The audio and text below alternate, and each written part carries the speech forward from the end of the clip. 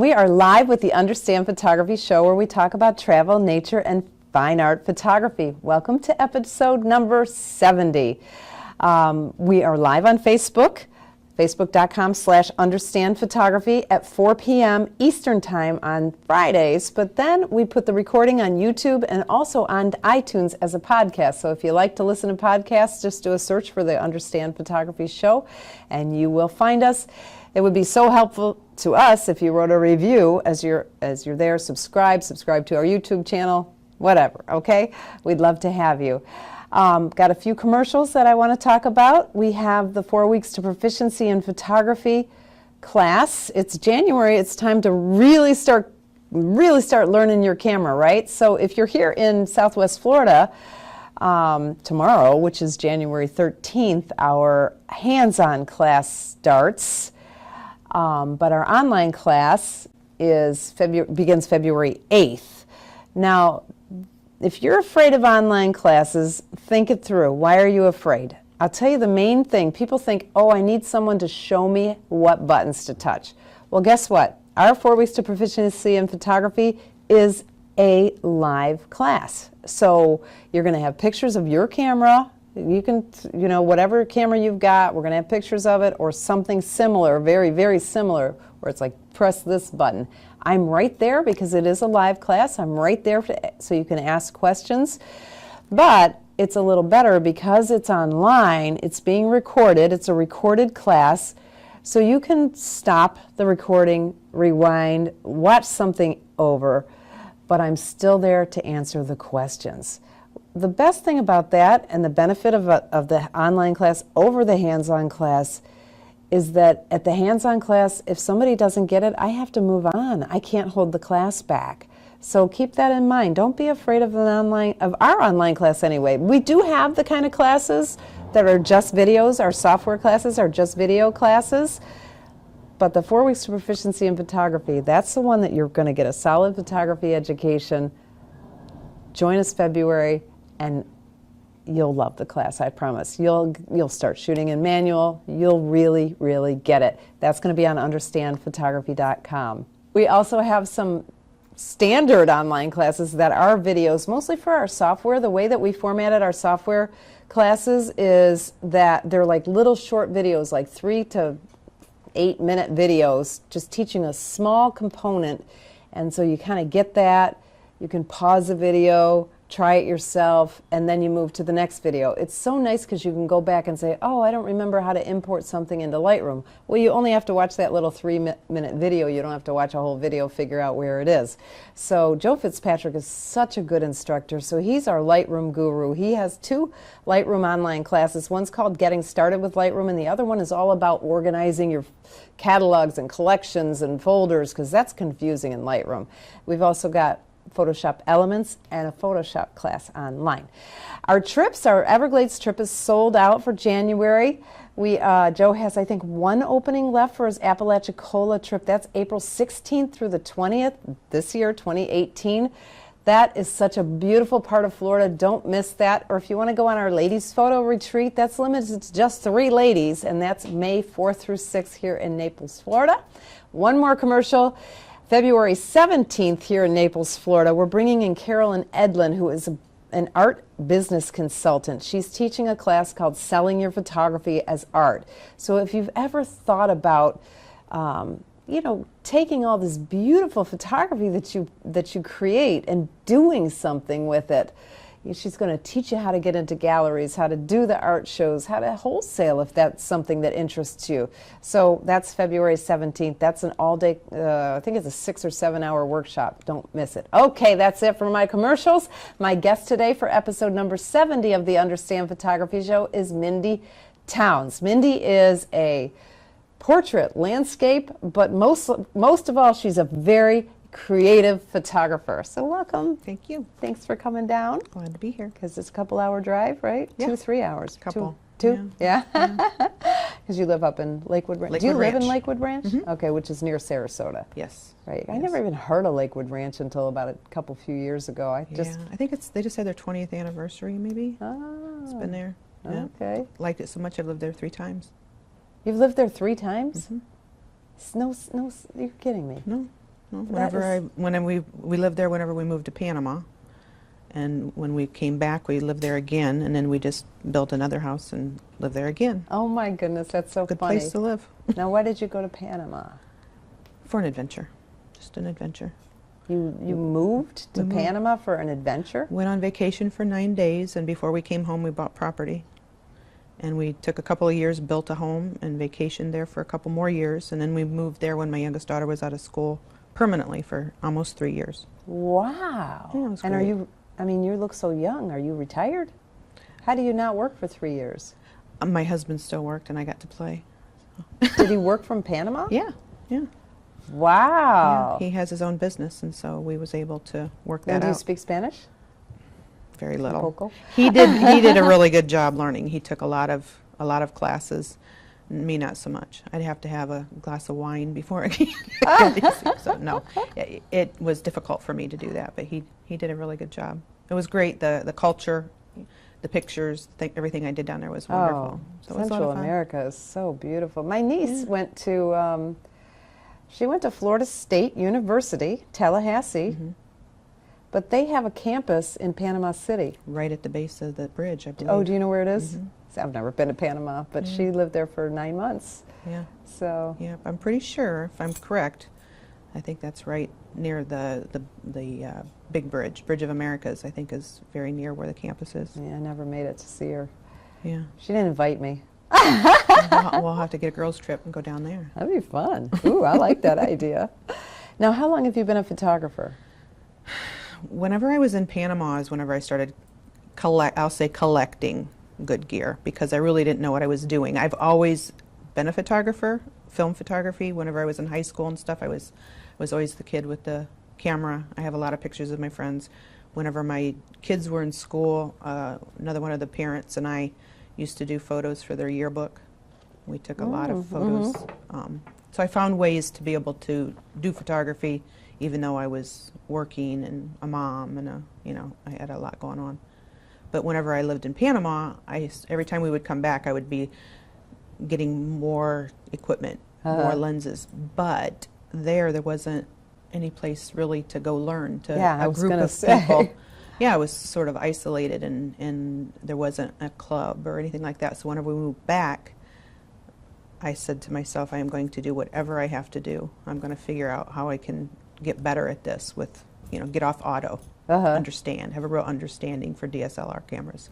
So that's whenever I joined the club, the Lakewood Ranch Camera Club. Which you're the past president of the I'm Lakewood past Ranch. president. I've been the treasurer, the vice president, the president. Now I'm the past president, and And it's a big club. it is a very big club. You've got, what, 300-400 members? I think we're right at 330 right now. Wow. Yeah, and Very active club, too. Very active Not just, it's a not great just club. empty numbers. Those numbers come to the meetings. Yeah, no, we have a really great club. We have great speakers. We have field trips. We're really big on education. Not always professional teachers. A lot of it's member to member, but we have some very talented members. And I think about 3 years ago, we actually had someone in charge of the education program who built sort of a system for us. And every year it gets a little better and a little better. Okay. The more we're not shy about asking members. We hook them. When we find out they have a specific talent, we're happy to have them. Happy to have you volunteer. Yeah, that's right. That's right. So yeah. No, Well, that's what makes a good club, you it know? is. Yeah, everybody there is very, very giving in their information and very helpful. They have monthly field trips. They have focus group meetings. We always had a once a month trip, but we Okay. found that people wanted specifics. They wanted to learn specifically about portraiture or black and white or birding or landscaping and photography. So we built focus groups. So those groups just do those types of photography if somebody wants to get specific. But whenever they join our club, we want them to come in and go to all the monthly field trips, because that's when it gives us a chance to learn about them Right. and guide them to where their interests might Yeah. be Yeah. able to That's flourish. so cool. Yeah, no, it's great. So you jumped in. How long ago was that? 5, I guess, 2, 4, 5 years ago. Not too bad, not too Yeah. long. I joined the club before I moved away, and whenever I was there, there was like 20 people. When I came back, there was about 45 people. Yeah, And it went from 45 to 350. And, you know. yeah, and what was that? Was that did you get a new leader that just kind of made it explode? No, I think that consistently there's been good leadership. Okay. Yeah. Because I never even heard of it. We used to speak a lot up at Damage because that Yeah. was the big group, and Yeah. then all of a sudden Damage was gone and Lakewood Ranch was the big group. Yeah, you know. Well, I don't think it was all of a sudden. It was a gradual thing. Yeah. So Dimage, I belonged to them for a while. They was a great club too. yeah, it really was. Yeah. So now you you kind of do everything, right? Now it says portrait photography. When I was in Panama, I thought portrait photography was going That's to be, what you that was were my thing. That was mostly the thing that interested. hooked me whenever I was younger. And you had kids. And I had kids, so I was always taking pictures of my kids and at the schools, and my kids played sports, so I was doing that type of thing. So I thought that was Okay. going to be it. And in Panama, I had a group of friends in a book club. And one time we were talking about the movie Calendar Girls. Oh yeah, Remember yeah, yeah, yeah. I never saw it, but I know what you're Oh, it talking was so about. much fun. That was So- the old ladies who did it. Who did Yeah, the yeah, yeah. calendar. So we decided that we got to talking and probably had a glass of wine. And I said, oh, I can do that. So we got together. There was a little boutique hotel in my development, and I went down and talked to them, and they gave us 2 rooms. One to take pictures and one for the ladies to watch Calendar Girls on my computer and drink wine and eat cheese while I was waiting their turn. And we had a So you did a blast. Calendar Girls? We didn't make a calendar, but we did photos of all the ladies, and in this beautiful natural light, with shears over the windows, so it was diffused. I mean, not really knowing what I was doing, it was a perfect storm to take some great photos. And the Wow. ladies were just like, "Oh, Mindy, you got to do this. This was so much fun. This was so much fun." And so I came back, and that was what I was going to do. I thought that was going to be my thing. But after I joined the club, every time a guest speaker would come in, or we'd have a new class, I'd go try that and love that. So I just now, you know, I still love portraiture work, and I love how you can do those things with groups of friends and make each other feel really pretty. Yeah, That's great. That's fun. But yeah, no, I've just, every time I learn something, if you Yeah. ask me my favorite picture, it's the last one I took. You know, Yeah. so I don't really, what's your favorite type of work? Right now, I've been doing a lot in composition stuff, creative composition. I've been watching you on Facebook. You've been having some really cool stuff We've been up having there, fun. man. Yeah, we've been having a lot of fun with that. Now how do you, because you put forth a lot of effort and take a lot of pictures. So do you, like, what's your creative process? Do you get together with friends to do, let's try this, or do you just try stuff by yourself, or Well, you know, is it a little mix of both, little or mix is of- there no system, you just sort of, things just happen?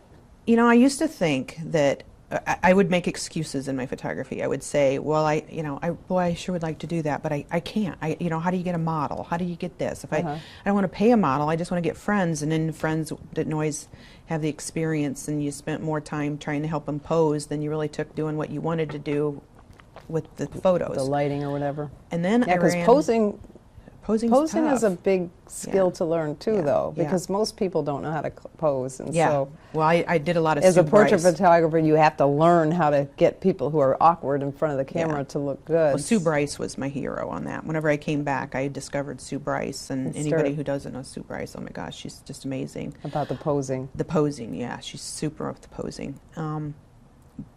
But I wanted to get more creative, because one of the things that I've learned is, you know, as a photographer, you do have to set yourself apart from other photographers. You know, people love birds and nature and all those things. That's wonderful, and I have a lot of friends who have some beautiful photos, and I have some beautiful photos. But we all sometimes, especially when you go with a group of people, we all have that beautiful photo. So you have to do something a little different. And that's why I like composite work right now, because you can your imagination can run crazy. And yours does go crazy. It's a little sick in there. But you guys have got to go on her, it's your Facebook page, that's Yeah, the my best one. Facebook page. And what is it, facebook.com/Mindy Towns? yeah, or I have Mindy Towns, and I have Mindy Towns Photography. Mindy both. Towns Photography. Okay, because she's really fun. Well, what I did was I was making excuses, saying that I needed models. Then I was at a photo conference in San Antonio, Texas, a year ago this month, Was that PSA? PPA. Oh, PPA was Yeah, San Antonio. PPA, and I was with one of my friends, and we were watching some dancers, but we had our gear. We was walking around the streets before it started, and we was approached by a guy and said, "Are you here for the conference? I am here too. You know, can I tag along with you? I'm new to the area. I don't know anybody." And we're like, "Sure, sure." So we exchanged cards and everything and talked to him for a while. And when I got home, back to the hotel, I looked him up and oh my gosh, his work was just like, it was like phenomenal. It was like one of those meant to be things. It's like, where have you been all my life? I love your work.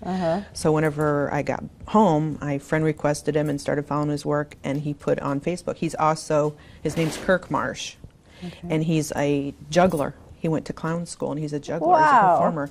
He has this great story. He went for a year on cruise ships. Okay. And performed, and then he only had a show or two a week, and then he would work on his photography every day. He would do a composite every day, Okay. and he was his own model, and it was like, You I can be your my own model. Yeah. I don't need I can do my own thing. I don't have to teach somebody. I don't have to try to explain to him. I know what I want. So he was in Sarasota, and I actually had him come and give a workshop for some of our club members Oh, how on like a week and a half fun. notice. We got a hotel room. He came in. Where's he from? San Antonio now. I'm not Okay. sure where he's from originally, Okay, but he lives in San Antonio. yeah, he was really. So I've been inspired by him for the last year. So that's where I'm at, working on getting some of that stuff out of my head. That's so cool. It's fun. But now but because of the club, that's why you're getting this wide range of skill set, right? Yeah, That's cool. Yeah. And that's good advice right there, because so many people, you know, especially nature photographers, a lot of them tend to be loners. Mm-hmm. But if you go out and shoot with other people, you learn. Just going out and shooting with them, but getting involved with a club, usually you get stretched a little bit. Well, and I think Lakewood Ranch is the type of area right now that is so new. You know, it's not like it's cliquey because everybody's new and nobody really knows all the spots. So you get in there, and if you're new to an area, especially in Florida, Naples area, Lakewood Ranch, Sarasota, find a club, because there's going to be new people and everybody's looking to make friends. Yeah. And That's everybody wants a shooting buddy. It's funny because when I'm from Michigan originally, and I moved to Florida. I turned 19 on the way. Okay, so I've been in Florida most of my life.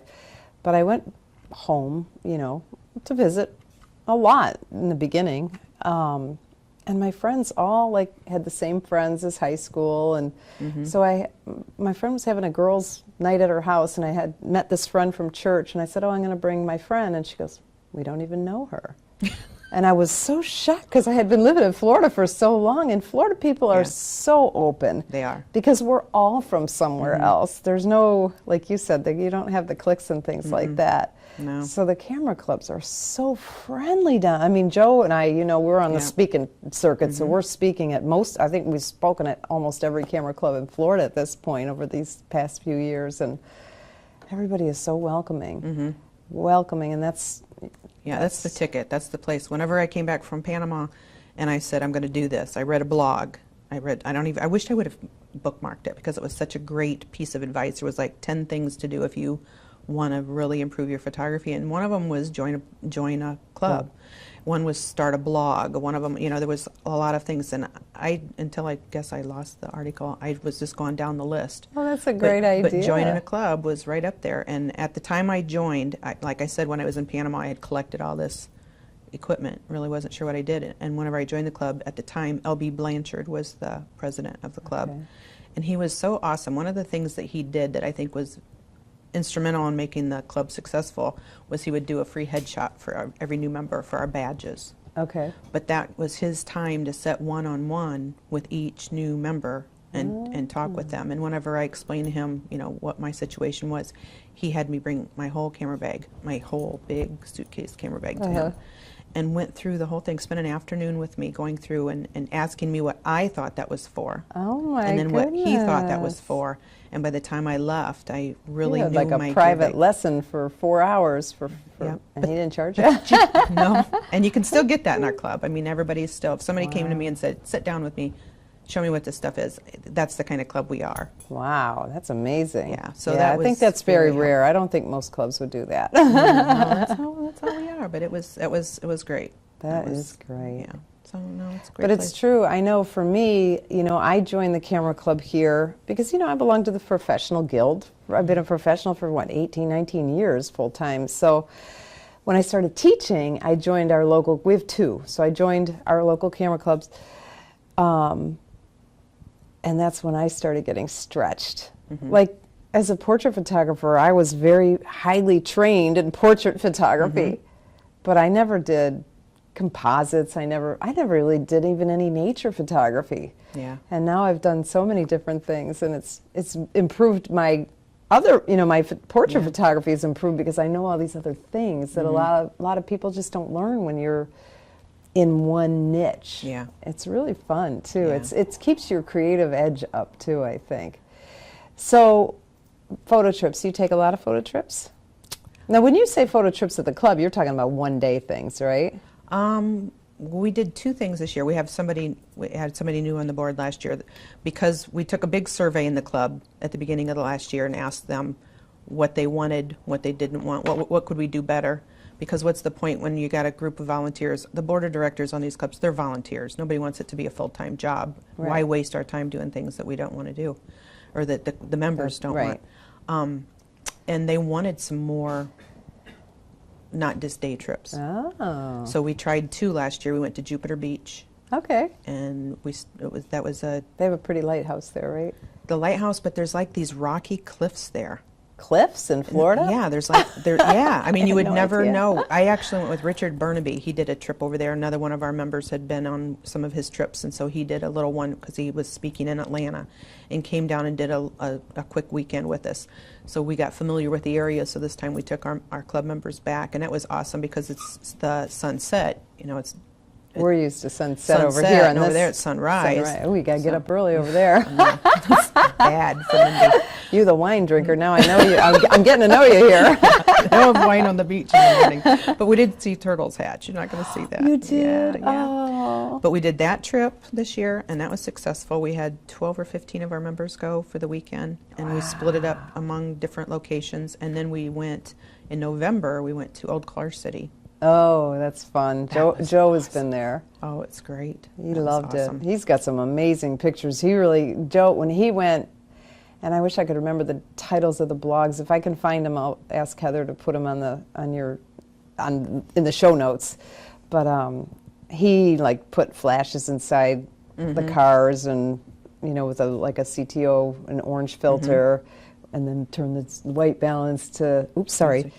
So it looked like it was nighttime with the cars lit up inside. And he had so many cool photos from there. It was just unbelievable. The owner of the place, his name's Dean, they're putting together, you're going to be able to go do night photography. Oh, wow. He's going to, one day a month, work something out to be able to do that. And we was hoping to be able to do that. So I had went before we left and bought light, I love light painting. That was another one of the things that we did. So I had this giant bag of stuff. But we bought the glow sticks and stuff in different colors because I So was hoping, funny. you know what I meant, to put them in the tail lights and stuff. We Yeah, wanted to show 'em in exactly. there. He was gonna- Yep, But yep. it didn't work out. After we got there wasn't enough people that wanted to participate because he's got a certain amount to that he has to have. Well, for that makes sense. security guard and stuff. But wow, if you haven't been there, that's I a have great never been place. there. I didn't I know would- what to expect. It was awesome. It was, okay. Yeah, I know a lot of the big name photographers do photo workshops Yeah, Mike there. Moats does Yeah, something Rick there. Salmon does. I forget who else. A lot of big name guys do photo workshops there. What a genius thing that guy did, huh? Turning his junkyard into a place for photographers. Yeah. We had a good time though. But it's fun to travel and get to know the members better. It's fun to, we travel, we do trips, but we mostly do Florida trips because Florida is so amazing. We're so lucky to live here. I just can't even, especially, Joe and I speak a lot, and we don't always because it's me. I'm the one who's always so dang busy.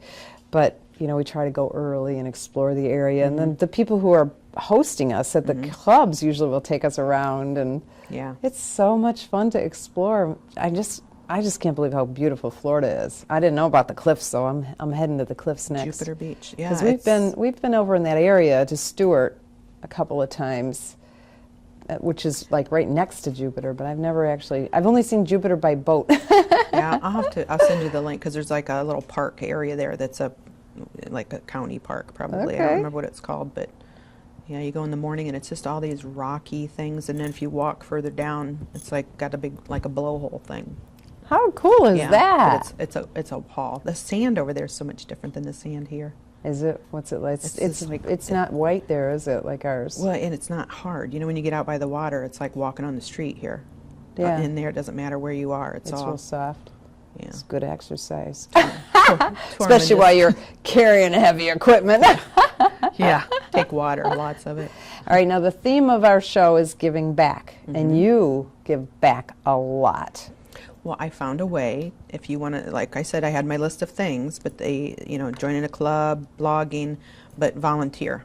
And I've always been that way. Now, tell us some of the volunteer things you've done, because I know I say that to people, and they're like, well, what should I do? Well, you have a lot more ideas than I ever thought of. Well, a lot of times I get the ideas because we have a speaker who speaks about something. And one of them in our club, I came. She was from an organization called Heart Speak, and Heart Speak is a group of professional volunteers who go to animal shelters and take photos, because you always see those, if you go online, the pictures of the animals that are available for adoption are always the tail between their legs and scared because they take an intake picture. And so Heart Speak is a group who helps guide photographers with direction and workshops and stuff. And so I started volunteering locally at the Palmetto Animal Shelter. Okay. And another one of my friends, photography friends from Lakewood Ranch, had already been doing that for several months and had found out about Heart Speak. And Heart Speak came in and did a workshop for the people who was taking photos there to help them make their photos better. Okay. So I went for several months and took photos, and then eventually was accepted into Heart Speak as well. And, Oh, and okay. they're awesome. So I do that. That's very rewarding to know Yeah. that you're really helping the dogs. I mean, and then Oh, you see how yeah. many people it takes to run a shelter, the people who come and play with the dogs, the people who walk the dogs. So that's close to my heart because I love animals. But other times in the club, people have known about us and will ask us to do things. One of them, I can't remember there's a company that identifies vets. You can look it up on your cheat sheet there. What is it? Missing in America Project. Missing in America Project. Yeah, Okay. there's a group of people who, whenever a soldier passes away and nobody claims them, they're just cremated, and this group goes and identifies them and brings them and buries them, puts their ashes. So we were asked to come and take pictures of the whole ceremony because they do the whole thing. Like a funeral ceremony? At the National Cemetery in Sarasota. So Which, playing by the taps way, is a and- beautiful.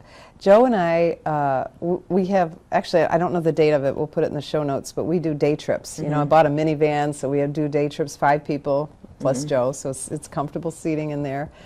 And we were planning a day trip to Sarasota area.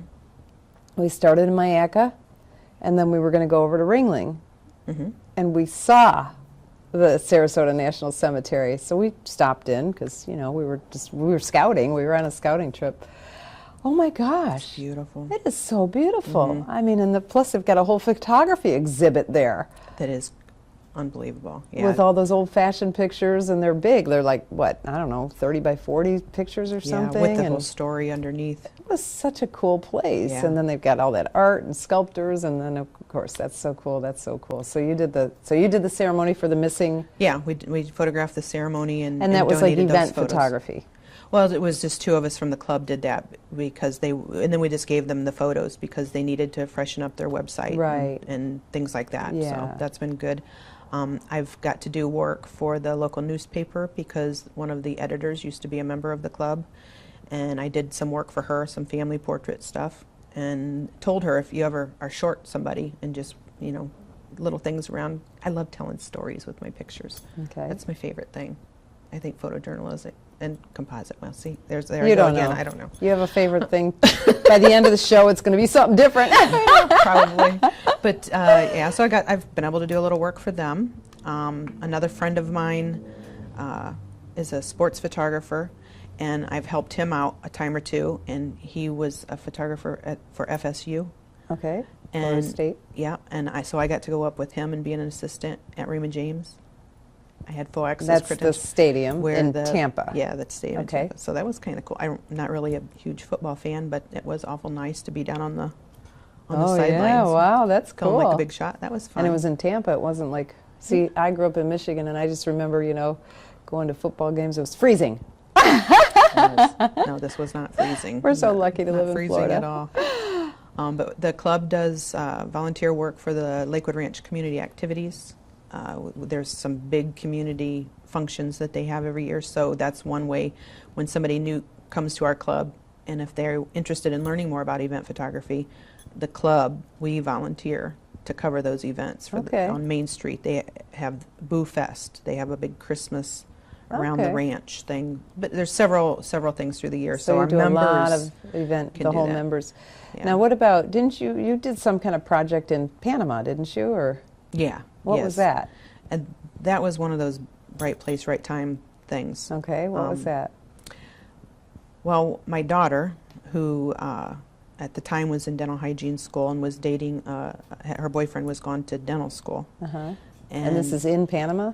No, they was here. And they Okay. came down one Christmas to visit. And whenever they came to visit, they brought toothbrushes and toothpaste to distribute because Okay. we used to get involved. And I, at the time, was volunteering at a children's orphanage, Okay.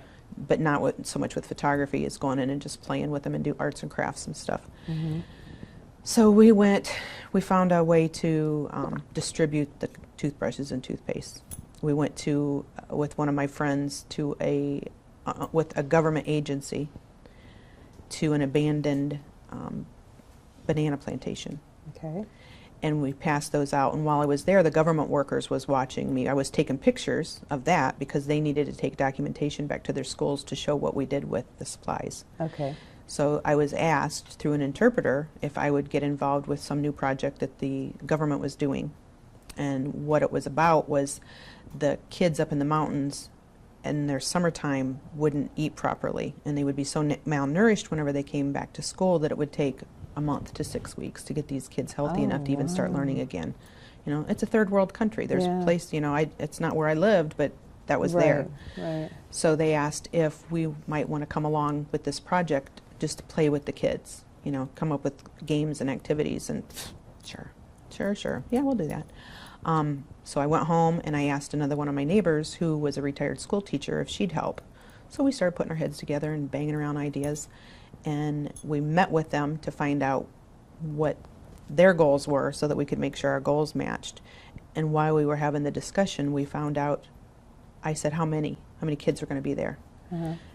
I was thinking 50 because that's how many had been when we passed out the toothbrushes. Okay. No, 500. Oh my goodness. There would be probably 500 kids. Wow. So we ended up having to set up a lot more volunteers than what we initially planned.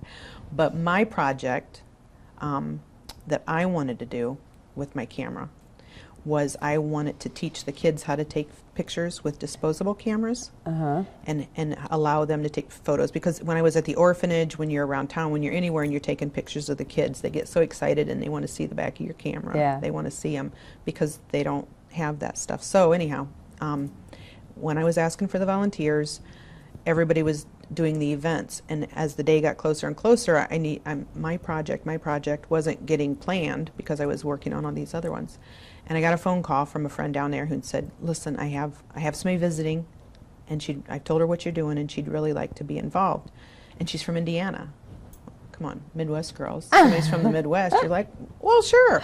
And I said, but there's one thing left, and it's to help me with my project. Mm-hmm. And I told her what I wanted to do. I wanted to teach the kids how to use the cameras, let them take them home, et cetera, et cetera.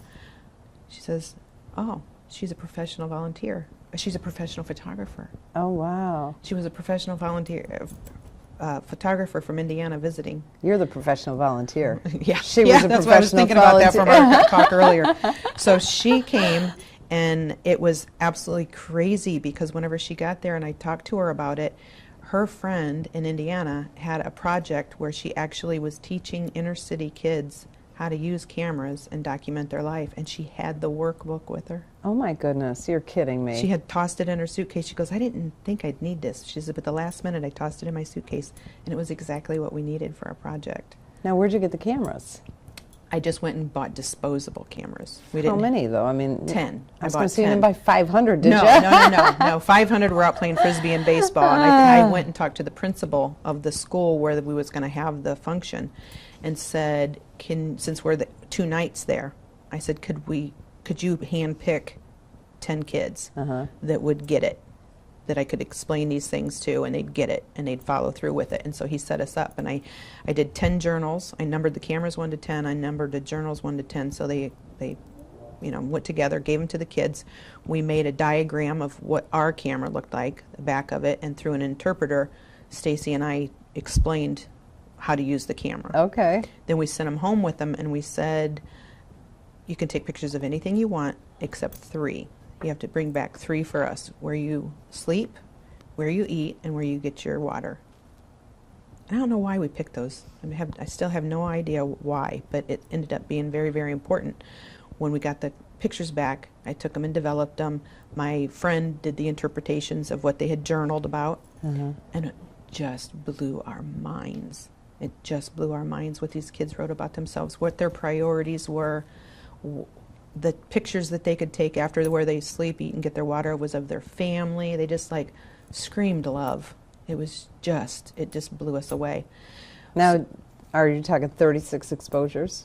Probably 24. 24, probably that's it? 24. That's all they it wasn't got. a whole lot, but it was one night, and it gets dark early in And how Panama. old were the children? Probably between 10 and 15. Oh, good age for that. Yeah, Okay. so they got it. Wow. And I brought them back home, and I developed them and took them back to them and let them have them. It was crazy. But we decided to take 2 of the best of each of the kids, because one of the things that we discovered when we were there was that the dormitories at the school where these teachers were living were just nuts. They were like bamboo huts with dirt floors and tin roofs. Wow. They would bring their own food. They had outside, bamboo shower hut stuff. And that was one of the things that really bothered the principal. So we took those photos. We had a photo show and a huge dinner dance and raised money. And then we ended up working, I think it was with the Rotary Club in David, Panama. And they helped us raise some money as well. And ultimately, we got teacher dormitories built so that the teachers had better living conditions. My gosh. You So- are a professional volunteer. That's pretty impressive. Yeah, that's the best project I've ever worked on. That, Now, what without are a you doubt, was doing now? crazy. Are you working with senior citizens or something? Is that a different project? Oh, that was a different project whenever I got home. But right now, what I'm currently working on is I was asked a couple of years ago to work with Suncoast Children's Charities. And They what's- do the big cigar boat race in Sarasota. Okay, I don't know it, And but there's go a ahead. big motorcycle. They call it Thunder by the Bay, I think. That's next month. And so there's 3 of us. We're all volunteers. And you're doing event photography. We do the events. We do during the boat time, you're taking pictures of the boats, the races. One of the guys is on a boat all day long taking pictures, and it's a lot of fun. But you learn a lot. I mean, you learn a lot. Well, let's talk about event photography a little bit, because I actually have a book in the works on event photography, because event photography actually saved my business. Yeah. Because in 2008-9, I was specializing in children's photography, and that's why I bought the studio. I had this pretty good business, and then, it was a combination of a lot of things, but digital photography took the fear out of, like, oh, I don't know if it's going to come out, right? Because you could see the back of the camera. Facebook took off, where these young moms would put a picture of their toddler online, and everybody would go, oh my God, you should be a professional. And they would say, oh, good idea. And they would slap up a website and be a professional, but they wouldn't charge any money. And then, of course, the economy tanked. And so a lot of people were going into photography part-time. And I almost lost my house. I went so broke. And a fellow photographer had a health issue, which is bad, but she said, would you go do this event photography for me? And it was like really low pay, and I was like, I'll do it for you as a favor, And then the lady, and then she couldn't work again, because she had a blood clot basically in her lot. So you can't be carrying heavy cameras around on your feet. So that job was at the Naples Art Association, which is funny because I guess I'm so involved with them. But the lady said, I'll give you 9 jobs all year if you work here, because the pay was really low, and I was just not used to making that little money at the time, you know. I was broke. The pay's a little better now, but still not a high. Event photography is not a high-paying job, and then of course you got a competition of the volunteers who do it for free. Yeah. So, but there's a lot. I was surprised how it came very natural for me because I started as a wedding photographer. Mm-hmm. But I was surprised. I learned the lady who was the PR person at the Naples Art Association at the time, she's the one who was like so impressed with me, and I didn't understand why, because I didn't think I was doing anything special. But now that now I've got subcontractors, we've got a big event photography business, but there's a lot more to it that just seemed second nature to me. Mm-hmm. And so I have a lot of tips in this book that I'm writing. So, but let's talk about your tips. Well, I always think of it, number one, is telling a story. Okay. I mean, you want to tell a story from the time it starts to the time it ends. A good, for instance, is during the boat races, whenever they were, last summer in July. One of the things that they do that is just so touching is all of the boat captains, not all of them, several of the boat captains volunteer their boat, their gas, the bait, everything for the day and all their equipment, and they take the handicapped kids who benefit from the charity out fishing. Oh, how nice. And I had been told that it was like one of the neatest things, and I got to cover that last year. And did you go on the boat and everything? No, I was there where they was where they picking got them on. up, where they was picking them up, and while the kids were all waiting their turn to, and you know, the captains would come up, and they were so kind to the kids, and then I would talk to the parents after the kids left, and they would talk about how that was the one thing all year long that they looked for. You know, a lot of them was wheelchair bound, and they didn't get out much through the year. But whenever the charity's in town and doing these two events, they also have a lot of things going on for the kids themselves. And wow, was it neat. But, you know, So telling the story. telling the story. So how do you tell the story in photos? Oh boy, I guess catching expressions on their face. You know, not just pointing and shooting, but you know, on that day, getting the kids to wave at me. I'd get them to group together right when they're pulling away from the dock, and they're showing the joy. They're so excited because they're getting ready to go. Oh, you know, they're looking at their moms and they're waving. They're excited, and you know, so I think expressions on their face, showing them happy, surprised, you know, sad it's over, whatever. Yeah, yeah. Well, the thing about photos is it's not just telling the story, but you're also even though you're a volunteer, you're still working for this company, and the whole goal of these pictures is to sell. Sure.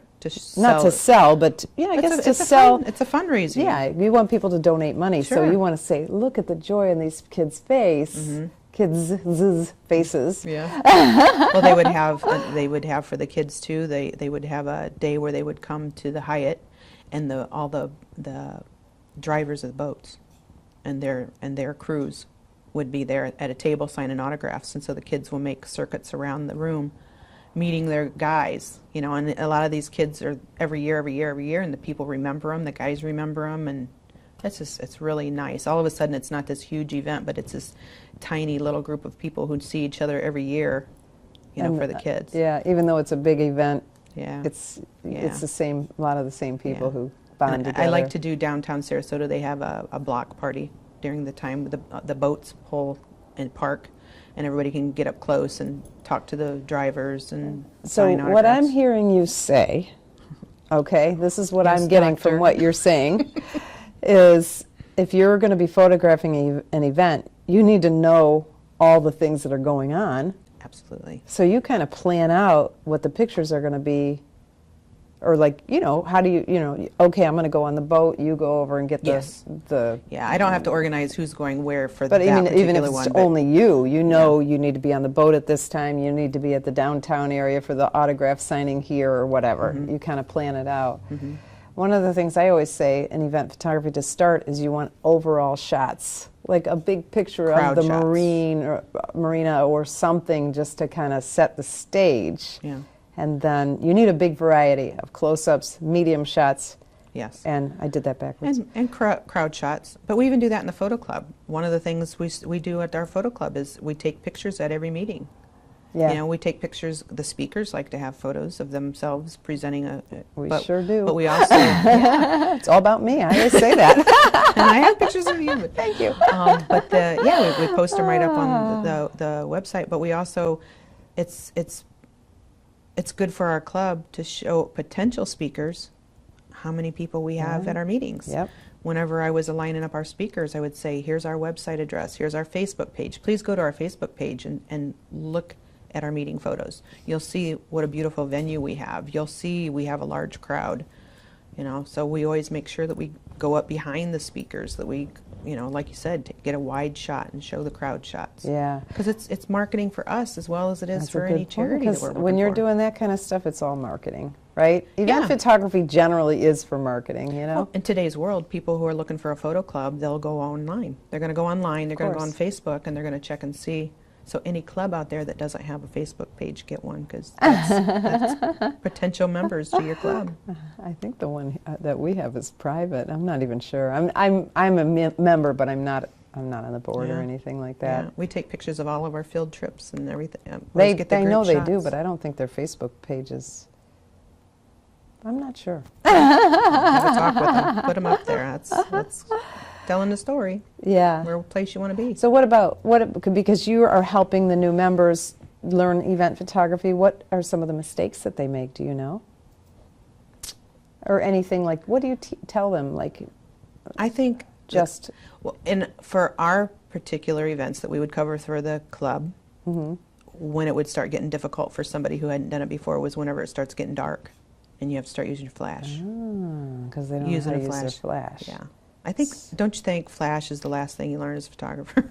I don't know why, because of course I started off as a portrait and wedding photographer, Yeah. so you learn a lot about flash right from the start. Yeah. And so now it's like, well, it was one of my pet peeves when I lost all my business to these young people who They were weren't just properly lit. learning, and they were like, well, I'm all natural light, because they didn't know what they were that doing. That means I don't know what to do. It scares me. And I've been that way. But unfortunately, there were so many of them, and they're so active on social media, it became a thing. Like it was like a badge of honor to be all natural light. And so I have these students that come in, and they've been in business for 2 or 3 years, and they'll come in for a class on lighting, and they'll go, well, I'm just using natural light. And I'm like, well, what do you do when you're inside? And they go, oh, we just use natural light. I go, but what do you do, pull them over by the window? And they look at me like they think that those tungsten light, they're thinking they're using natural light. And it's like, kind of blows my mind. But you're right, it seems to be the last thing people learn. It is, it's scary. And of course, nature photographers in general don't use a lot. They still use it, but not as much. But you want you want a cloudy day. You know, you're going to go under find diffused light through the tree canopy and things like that. But whenever Yeah. you start, So now, do you help them with the flash settings, or what do you do with that? I can say personally, I have not. No. I have for things like that. I use a light bender. So it's nothing really super sophisticated. I was just going to say the best advice I have for people who have, especially if they're shooting in automatic, is to get a diffuser. Yeah. So Get a good diffuser. Yeah. Well, I would try to get them in probably aperture priority for something like that. You know, and then keep bumping up the ISO if they're super uncomfortable with it. But that's when their pictures are going to get bad. You know, so that's when I would that's what you have to work with them. But I personally can't say that I have. We have classes, we've had speakers on it. Yeah. But our tiny group of event photographers, that's still my elephant That's where in they the room. struggle. Well, the word photography means writing with light, so Yeah. it's harder to take pictures in the dark, of course. One of the things that camera manufacturers are really doing well, I think, is they just keep making better cameras for low light capabilities. We're so lucky now. Yeah. It's funny because I started teaching in 2009, because those were the two things that saved my business, the event photography and the teaching. And then the family portraits did come back, because for family portraits, especially here in this area, a family portrait for me, the grandparents hire me because their 3 kids are visiting with all the grandkids. Yeah. That picture's just as important as a wedding picture. Yeah. And they're not going to risk it with some person who says they are an all natural. You can't do an all natural, not if you want a sunset picture, and that's what we have here in Naples, Florida. Yeah. So that business came back too, but when I started teaching, I look at the classes and I had to keep changing. The main thing was the ISO. Yeah. Like, 1600, you should never go above that, I said in the beginning, because your pictures are going to look like crap. And now I can shoot, I have a Canon 6D and 6400, I have hardly any noise at all. A little bit, Yeah. but hardly any noise at all. So they've really, and that's not even one of the cameras that's known for, the low Yeah. light capabilities. So the camera manufacturers are keeping up with that, but it is still hard. Yeah. Now, what about you? Now, do you, like when you go to do, let's say your pet photography at the shelter, do you bring lights, or how do you do with that? Do you bring backgrounds? Heartspeak, whenever they came and did the workshop there, Okay. they donated a camera to the shelter and 2 lights, 2 small lights on stands, and we keep them down about this high, and a backdrop. And are they strobes or are they continuous lights? Continuous, Okay. continuous lights that would spook the dogs a lot. Unfortunately, the background wore out, and if you want to use that setup, you need to bring your own backdrop for it, and I don't do that. So whenever I shoot there, I usually shoot outside because they've got some great spots. There's some, like one of my favorite places is there's like a picnic table on sort of a grassy hill with a hedge behind it and stuff, so you can get some great shots of the dogs outside. And the dogs there are, I think, happier to be outside. I would imagine. Yeah, and sometimes depending on the personality of the dog, a lot of times when you're taking a picture at a shelter, the dog's brand new there. And so they're they scared. They're scared, but they're maybe not real well behaved. Not Oh. mean, just not trained to Oh, sit. right. They've been a street dog or in an abusive situation, so they're not going to follow commands like that. So for me, I would rather be outside with my handler. I have a handler that I work with there who knows the dogs really, really well, and I trust her because she's at the shelter almost every day, either Okay. walking them or doing the little puppy schools with them and stuff like that. So there is, to answer your question, there are lights there, and I've used them a few times if it's super hot outside or if it's raining. Oh, yeah. But I prefer to go outside because you're under a tree canopy. There's a wonderful natural light spot there for that. Oh, wow. So, Yeah.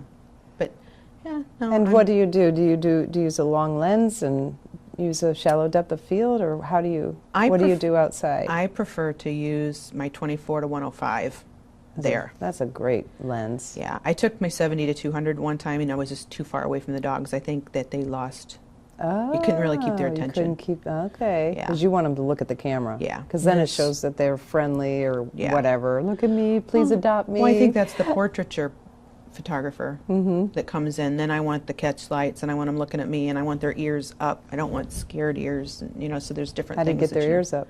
I have a thing around my neck with a kazoo, with a duck quack, with a squeaker.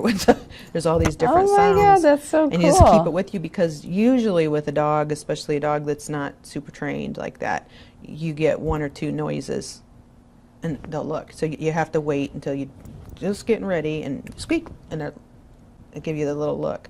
But that's only a couple of times, and you have to Same move thing on. with babies. Yeah, exactly. 2 noises, Yeah. and then they tune you out, man. Yeah. So you should need You the got to dog have call. a bunch of different. I'm going to get one of those. That's right. I have a lot of noises I can make right with my mouth. Well, I am really weird. I think people thought people were getting attacked over there because they just screaming. So no. So yeah, I can bark. I can meow really loud. Yeah, good I- meow for a And dog. then Go the get 'em. ear thing, I do that. And that'll perk a dog's ears right up, man. And I can do that loud. You have to come with me and be my assistant. I have a favorite. It's an alligator squeaker. It's this long, skinny, and I can hold it. It's a squeak toy, but it's an alligator, and so it's like long and skinny. So I can have my camera. Uh-huh. I can be ready and squeak, and I Oh can my leave it in God. my hand. And some of them, like the squeakers that go inside squeak toys, you can go to a pet store and buy a whole bag of those, That's a good idea. and then you just have it in your hand, even for little kids. I love the necklace thing with all the noise. I'm going to do I'll have to that. send you the link. I ordered Yeah, that because it's the through same thing Heartspeak. with babies. It's exact. I make the same noises with babies as I do with dogs, with the meow and the bark and the Yeah. all that stuff, because you got to find some way to get them to look at you Yeah. or look at your camera. At the shelter, you don't always get an assistant, so you have to have it right here. And I take a bag of bandanas and costumes, and we dress them all Oh, up. how cute is that? Aww. So you're shooting with, but that 24 to 105 is, you're a Canon shooter? That's a Canon Yeah. lens, right? That's a opens up to f4. Yeah. So are you keeping it at f4 mostly? So you do get the shallow depth of field, and that's nice. Okay. Yeah, no, that's best. I like that, especially with the green hedges in the yard. And yeah, no, I like the shallow depth of And field. then it kind of helps them pop too, right? Yeah, yeah. Mm. There it goes. Now maybe dog photography. Maybe that's my favorite. I knew it was going to change by the end of the show. Composition dog picture telling a story. Well, there you go. Now, what's the guy's name who does the composition stuff? The not composition. That's not the right word. Composite. Kirk Marsh. He is so good. We'll have to put his name in the show notes. Yeah, he's But awesome. you gave me one of your pictures that was funny. Your composites. whenever he's dumping. Yeah, that was really, really cute. So I'll put that. We'll put that. Heather will Okay. put that on the show notes. Yeah, that was funny. On understandphotography.com, where our show notes. All right. So what do you suggest? Let's say somebody lives in a remote area of Panama, and there is no camera club. What if they want to give back with their photography? What do you suggest they do? Well, when I was there, I found a local charity. There was in Buquete, Panama, a little teeny tiny place in the mountains. The Americans or foreigners get together once a year, and they had a big charitable event. And at that one, I had my husband, because everybody was pitching in. Just everybody pitches in together. What can you do? And tell them you want to do something with your photography. How can you help with your photography?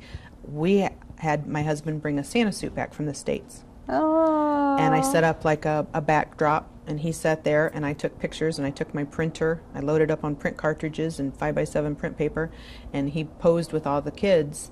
But the night before that, because we knew that kids it's not gonna be a lot of money there, but they had a wine tasting the night before. So I took a whole bag of Santa hats and reindeer antlers and blinky noses and sparkling necklaces and stuff, and everybody would sit there and get all dressed up, and then I'd take their Oh, picture. you And we did had like a a little donation mini box. photo booth. Yeah, on Santa's big fancy carved chair, and gave them the pictures, printed out pictures, and they was leaving bigger tips. People drinking wine usually leave bigger tips. There's a theme going on through this thing about the wine. Yeah, indecisive wine drinker. So we did that, and the next day, then whenever the event was going on, the kids would come in, and it was so funny because as word spread that Santa was there, Santa had never been there. People started coming with not only their kids, but the parents, the grandparents. There'd be more people than the set would even hold of everybody gathering around Santa. And then Grandma would come back all by herself, and then the translator would say, she's never seen Santa before. This is the first time she's had her picture taken with And Santa. Santa didn't even speak Spanish. Yeah, it was my husband. Oh, my no. husband, my poor husband. So there's always something. There's always something. So your suggestion is to go to a charity that you admire yeah. and just say, hey, I'm a photographer. What kind of events do you Even if have you're an going on? amateur photographer, just say, hey, I'm an amateur photographer, but I really love photography. If you guys need any pictures, And there's I'm here to help. And there's so many charities that really, what's the one called? Let me check my notes one more time, because You can pick it up, because you wrote small. another one, this is the one I want to get involved in next. I've been accepted, but I haven't done any work for them yet. It's called Heart Gallery. Okay, I don't know that one either. Heart Gallery is, Beth talked about it. Oh, okay. No, a Heart Gallery, they take pictures of kids in foster care. Oh, yes, okay. Yeah. That is to help the kids get adopted. That is a great charity, right? Yeah. Beth Reynolds talked about that on Yeah. our show with Beth Reynolds. Yeah, and Skip Milo is very, very involved with them. I think he might be he? one of your upcoming speakers. We'll In see. Pinellas County, he's been involved. I've been with, talking to him. We'll see. Yeah, yeah, no, But he does that too? He's done that for years and years. Okay. In Pinellas County, I believe. But yeah, that's nice. And then they set up galleries of these professional portraits of these kids that are available for adoption. Awesome. I love that. I Yeah. love that one. That Yeah. just sounds, that Yeah. sounds like something I would be mostly interested in. Yeah, no, I applied and I was accepted, but at the time I had some medical issues going on with my mother and stuff, and decided just to wait. And Yeah, I you felt like I can't do needed too to, much either. Well, I felt like I needed to learn a little more, and Flash too. You know, I wasn't Right.